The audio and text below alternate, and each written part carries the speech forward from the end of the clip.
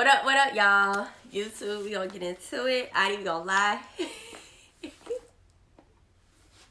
I recorded like 27 minutes of video and I was doing the podcast and it's early. I normally don't record this early. I'm going out of town and I really don't want to take my work out of town. So I'm recording 8 o'clock in the morning for the pod. So we're gonna get into it. We're gonna do this right, y'all. Let me stop playing. Let me get to the page.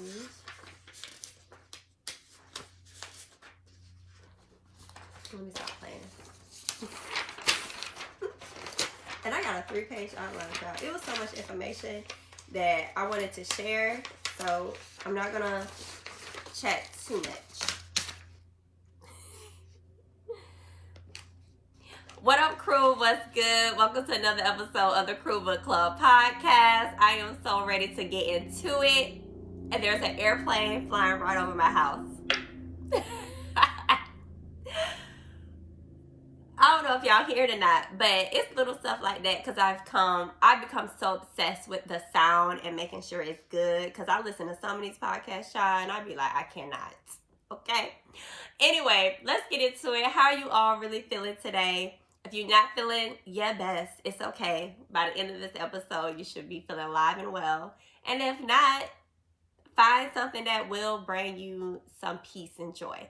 I'm reading another book for the pod, and it's just like when you're having those moments, maybe pulling out a paper or saying what you're thankful for out loud, and what you do have, focus on that instead of what you don't. And I mean from a mental, emotional standpoint. So yeah, because honey, the week that I had last week, just between Monday and today, Friday, me recording, I probably experienced every emotion that you could think. And doing this podcast is one of the things that bring me so much joy and peace. So maybe God meant for me, so now that I'm going out of town, this is the last thing that I do before I leave that's bringing me joy. So curate your happiness. Oh, that was good. Curate your happiness. All right, so we are starting the last law of atomic habits, law number 4, make it satisfying. We love stuff that's satisfying. All right, a lot of times we do things just because it's satisfying. But before we even get into that, you already know we gotta get into who gonna check me, boo. God is, and he is always checking us. Woo, we love a good check. It keeps us in check so we can make sure we're doing God's purpose and his will. Absolutely love when God checks me. And this week, I don't want to say it was like nah, I'm lying. Because when I listened to the sermon, Faithful Wounds by T.D. Jakes, he was in my whole business. And it also made me realize that I want friendships that are going to check me and tell me when it's not, that ain't it, sis. You wrong. You know what I'm saying? Like, those are people who really love you. And one of the things that was said was, faithful are the wounds of a friend, but the kisses of an enemy are deceitful. Like, the people that's your yes people always, and they never giving you really good feedback or really checking you. Like, deep down, we know when we wrong, but we probably push through and do things anyway. But to have those friends, the ones that be like, nah, sis, you wrong, you shouldn't be doing this, that, and the other, you know what I'm saying? Those are the ones who really love you. Okay? And if you're the friend who's like, well, no, I really love my friends, I just don't want to hurt them, maybe hurting them could save them. Those wounds may be there for a little bit, but you're protecting them. And when I listened to that message and how he preached it, I was like, wow, mine completely, even when it comes to relationships with marriages and all of that, love and it. So I highly recommend listening to the sermon. But and those were the ones that really that message really hit me. And then shout out to one of our crew members, Regina, that gave me this book called Woman of Color Devotional. It had a section in there about friends, and I'm gonna read it to you. It says, The first step of determining whether or not you have a friend is knowing what a friend is. Side note, I think a lot of times we use the word friend very loosely. Back to the book. To know what a friend is or should be, go to the Bible and see what God's definition. Listen to this, y'all. God tells us a friend is one who acts as your intercessor when you are surrounded by trouble. Side note, my pastor talked about that. Like, the burden, it's not your burden to carry your friend's burden because it becomes your burden. Your responsibility is just to be there to help them, to be an intercessor. Oh, so good. That was Job 16:21. I feel like I gotta say, let me get some scripture to support it. A friend is always there for you during the good times and the bad. Proverbs 17:17. Will stick closer to you than a brother. 18:24. Blood ain't always thicker than water, child. And listen to this. This is the one that kicked me. Will hurt you with the truth. Telling you what you need to hear, not what you want to hear. Proverbs 27:6. Okay? And listen, will bring out the best in you. Proverbs 27:17. Is there to help you when you are knocked down by the storm of life. Ecclesiastes 4:10. So let me ask y'all, are you being the friend? And who are those friends that you call? Woo, woo. And that's how intimate I want the crew to be. Like, even though we don't all know each other and everything intimately, just knowing that these are the habits that we're building to put it out into the world, so then those habits can rub off on the people around us and we can be those friends. A lot of times it's like, I don't want to offend them. Girl, no. Let's look at it as we're saving them. And if you're a friend that I can't come to and keep it funky with you, and you can't keep it funky to me, then we're not really friends. We associates. So that was the Who Gon' Check Me Boo. God is. I hope you find a friend in me when you listen to the show. And be that friend to the friends that you want surrounded in your crew, your intimate crew. All right, so let's get into, and I will put the sermon link in the show notes for the TD Jakes Faithfully Wounds. It'll check you, okay? All right, let's get into some crew love. I absolutely love this crew love. It came in with the title Motivate and Elevate. Okay, motivate, motivate, motivate. It gave me 5 stars. Or K Matthews. It says, I'm cleaning my house and listening to this podcast. I love it. It's hard for me to find positive and motivating podcasts that I like.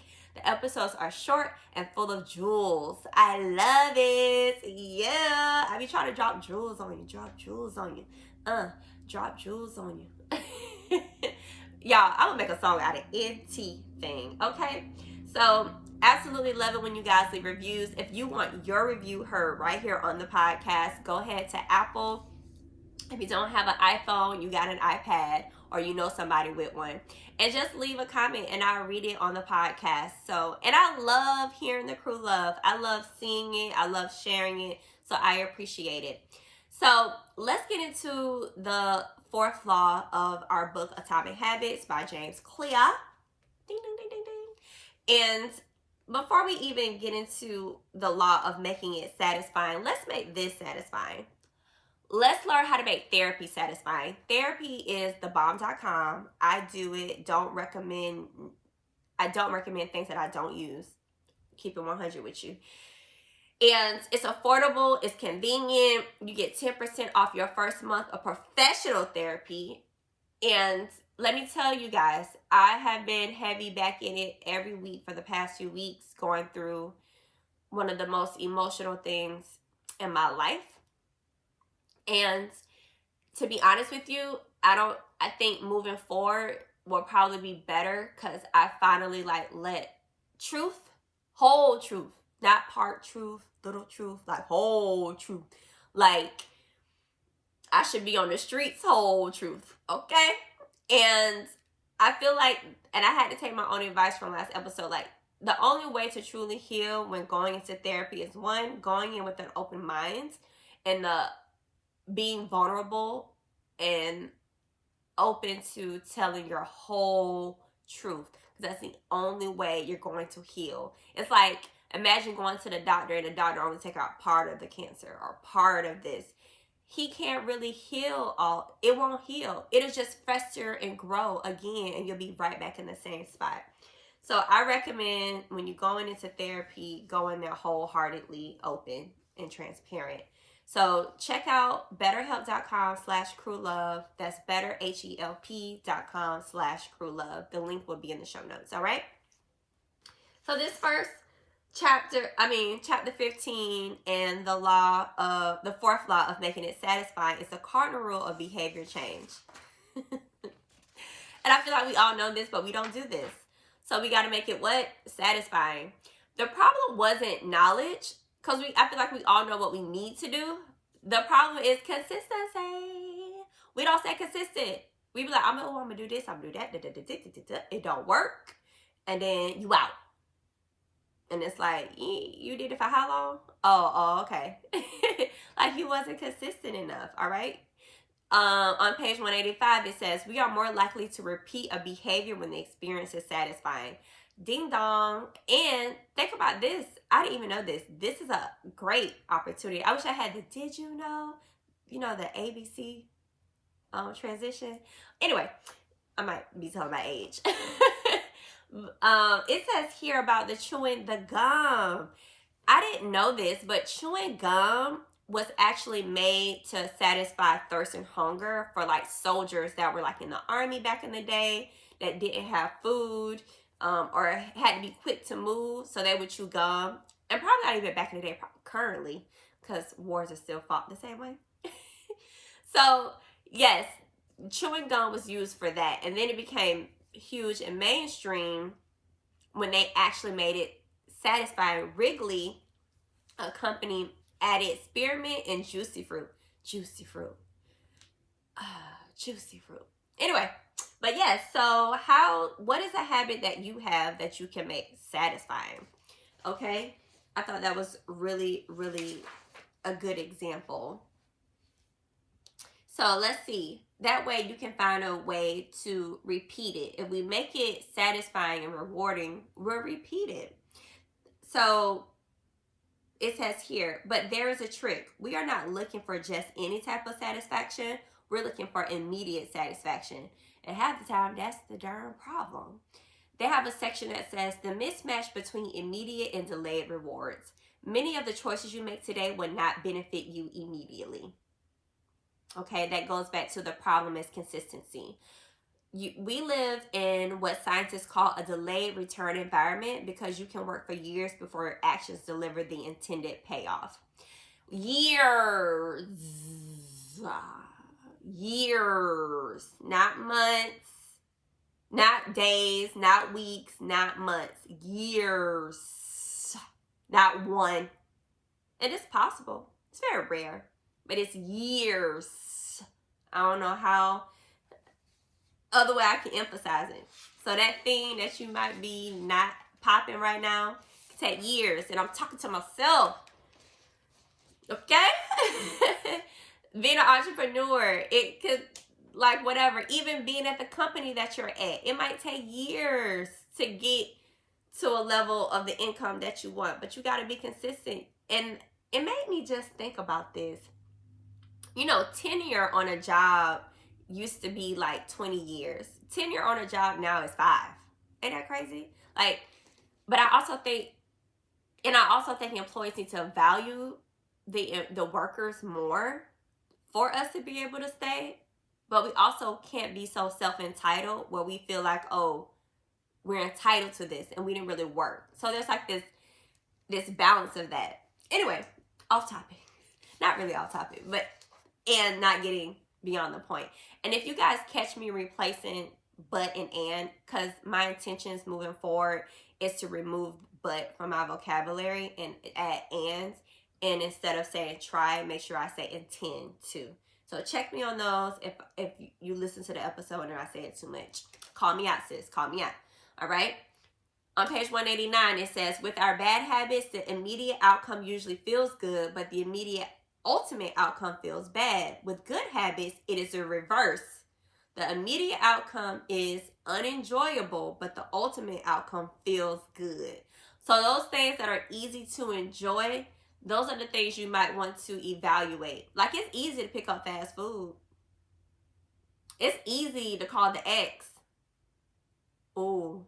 It's easy to stay in the bed and watch church from TV. Ooh. Okay? So think about those things that come too easy and focus on, okay, what are the things that I'm not doing that may be unenjoyable, but it's going to get me to where I need to be in the future. All right? Listen to this. We all want better lives for our future selves. However, when the moment of decision arrives, instant gratification usually wins.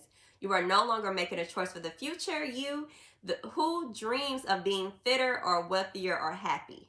You're choosing to be the present you, who wants to full, pampered, and entertained. As a general rule, the more immediate pleasure you get from the action, the more strongly you should question whether it aligns with your long-term goals. I just said that. Okay? So before you do something that comes very easy, check yourself and see, does it align with your long-term goals? Okay? I made that mistake this past weekend in All Saints. And made well. Don't tell nobody. Okay, so here's the problem. Most people know that delaying gratification is a wise approach.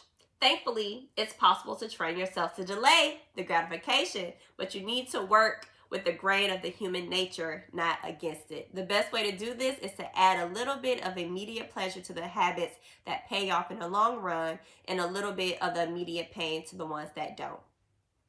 I have been practicing this, and I ain't gonna lie, this works. Just in this past week, I told you I made the mistake of putting my phone back next to my bed.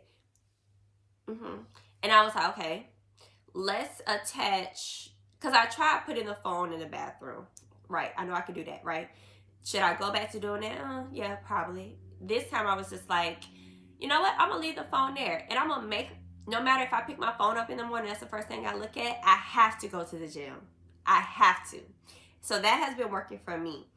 And the other day, I literally woke up and I was like, I don't feel like going to the gym today. So I left my phone and I didn't open social media till like almost 10:30 in the morning. So that does work. So we can train ourselves, but maybe just starting this way of attaching the habit that you want to get rid of to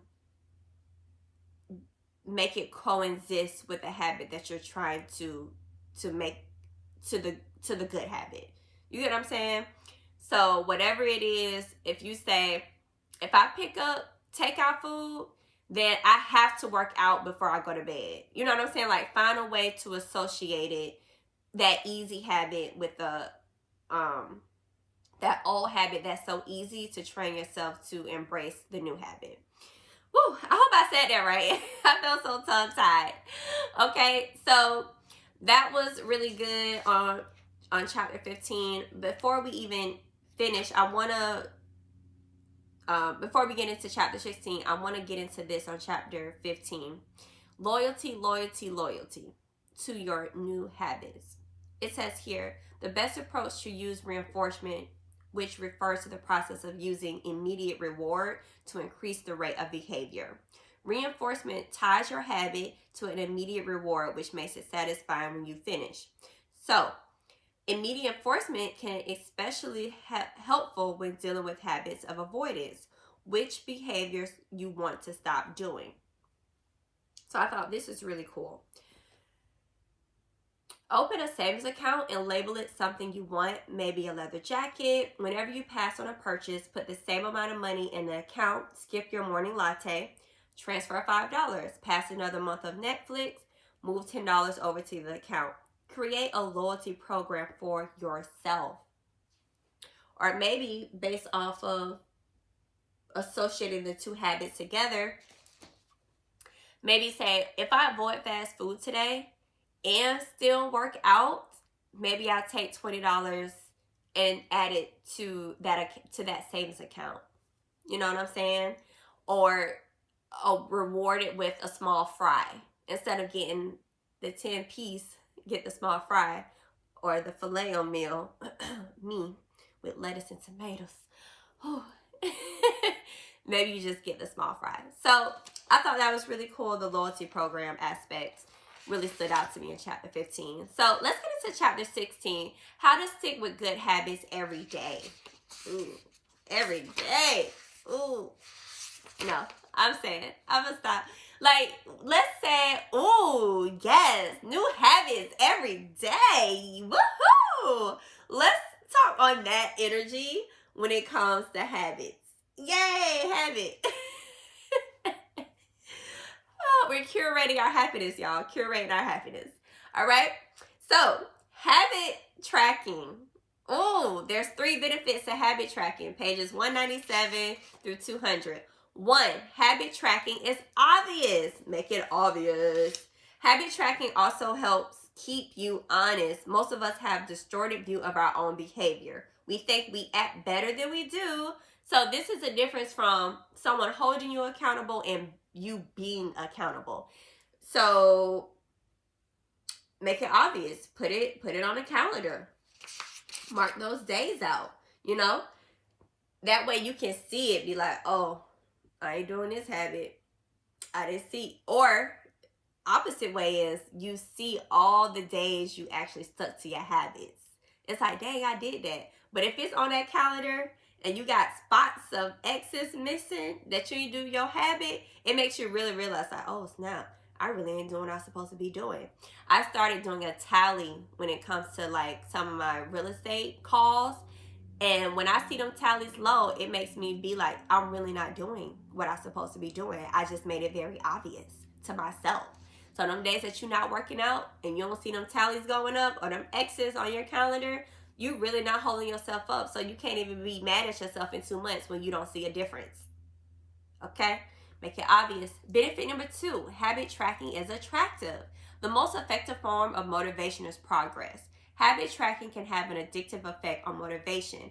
Each small win feeds your desire. Habit tracking provides visual proof of your hard work, a subtle reminder of how far you've come. So good. Benefit 3, habit tracking is satisfying. It is satisfying to cross an item off your to-do list. To complete an entry of your workout, make an X on the calendar. It feels good to watch results grow. Habit tracking also keeps your eye on the ball. You're focused on the process rather than the results. Ooh, so good. I really like how he put that. Also, how to recover quickly when your habits break down. That's good too. Remember this thing. Perfection is not possible. You're not going to be perfect. You're going to have some shortcomings. You're going to fall short. The first mistake is never the one that ruins you, okay? It's the spiral of repeated mistakes that follows. Missing once is an accident. Missing twice is a start of a new habit. The breaking of a habit doesn't matter if it's reclaiming of it is fast. So you might make a mistake, okay? It happens, but don't let it go on and on and on, because now the failing has become the new habit. Instead of you, okay, I messed up once, okay, not don't let myself live in condemnation. Like, get up and let's do it again. Don't delay, okay? So that was really good. I really love those habit tracking ways. Make it obvious, attractive, and satisfying, okay? Track it. She a runner, she a track star. Anywho. Okay, knowing when and when not to track a habit. Ooh. The dark side of tracking is particular behavior is that we become driven by the number rather than the purpose behind it. Measurement is only useful when it guides you and adds context to a larger picture, not when it consumes you. Each number is simply one piece of feedback in the overall system. So don't become obsessed. This pitfall is evident in many areas of our life. We focus on working long hours instead of getting meaningful work done. I talked about that 2 episodes ago. I think that was episode 30. Like, you might be at work for 8 hours, but are you really productive for 8 hours? Okay? We care more about getting 10,000 steps than we do about being healthy. You can walk all day, but if you still eating like crap, what are you really doing? You wasting your time. Wasting your time. We ain't got time to be wasting no time. But anyway, so knowing when and when not to track a habit is important. Okay, let's get into chapter 17. How an accountability partner can change everything. Woohoo! I love accountability, y'all. Having a partner in it is even more. And it's not the partner's accountability to take on your accounts of what you need to be doing. It's for you to be accountable of self, and you being transparent and honest of what you're not accountable with, and your partner being looking at you like you cray. Like, come on, man. Like, we in this together. And I like this right here. Think about the government. You know, they love to hold us accountable, child, with a check. Oh, and actually, I had a friend, speaking just from experience of the class that I just finished in Bold. That's a whole nother conversation. But in the Bold class that I took for real estate, it was groups of us, and we had to hold each other accountable, because if we didn't win, the whole group failed as a group. And it wasn't like, oh, you failed. It was the team. And that's the importance of accountability. Because I can't make you do anything, but if you tell me you're going to do something, then you need to show up and do it. And so maybe you need to have a habit contract with yourself. The same way the government write rules and regulations for us to follow, and there's a fine connected to it, maybe having a habit contract. And it says a habit contract is a verbal or written agreement in which you state your commitment to a particular habit and a punishment that would occur if you don't follow it. You don't put your seatbelt on for your safety, you get a ticket. The government, I was about to say they actually care. They care in certain perspectives, but I'm saying, this is a perfect opportunity where you can use what it is for good and extract just what you need and not focus on what I was saying about the government. Because I know a lot of y'all hear the word government and you shut down. But there's a government for a reason. Imagine us without a government. We'll be hella worse. Okay? So use it for what it is. Maybe doing a habit contract and then sharing it with a friend and you guys both signing it. Another cool thing about accountability is like, having an accountability partner is useful. It says here, you are less likely to procrastinate or give up because there's an immediate cost. If you don't follow through, perhaps they'll see you as untrustworthy or lazy. Suddenly, you are not only failing to uphold your promise to yourself, but also failing to uphold your promises to others. That's huge for me. I have 2 accountability groups. Monday and Tuesday. One for real estate, one for podcasting. And then I paid to be a part of a society to make sure I'm continuing to do the things that I need to do to be a better podcaster. Like, y'all, accountability partner work. But just remember, it's not their responsibility to do your accounts. You are. So whatever you say you're going to do, you're going to stick to it. Because I'll be darned if I'm seen as an unworthy, untrusting, and lazy person. Because I don't care what business you started. No one wants that on their Google review or Yelp. All right? So let's get it together. The same way you put so much standards on other things, use those same standards for yourself. Okay? Look in the mirror. So, these were so good. Now, next week, we'll be getting to advanced tactics. How to go from being merely good to being truly great. Those are chapters 18 through 20. And that'll be finishing up our book on atomic habits for next episode. You know, I'm all about the vibes of advancing. Okay? This is not a crew where we skip stuff. We want to be the best. All right? And to be the best, we're going to finish out the best and we're going to advance to the next level. So come back next week to go over advanced tactics to tackle our new habits. All right, let's get into this challenge of the week. And I couldn't just give one challenge because I felt like each of these chapters had little challenges in them, and I literally wrote throughout it, challenge, challenge, challenge. So we got options. You can do 1, 2, or all 3. Okay? 1, create a loyalty program. Like we talked about in chapter 15. Open a savings account and label something you want. So whatever you conquer habit-wise is connected to your new life. Pay yourself $5, $20, $100, and let that build up. So start your own habit loyalty program. Another one you could do is a habit tracker. Get the calendar, cross off each day you stick to your habit. All right? Make it like I don't think having it in your phone is the most productive thing. I know you might say about how often, if you're a person who checks your calendar every day on your phone, okay. But for the people who don't, keep it real with yourself. You barely organize and you don't check your phone calendar. Like me, I don't use my phone calendar like that. So I would rather get a big board that's in my face, which I have on my desk.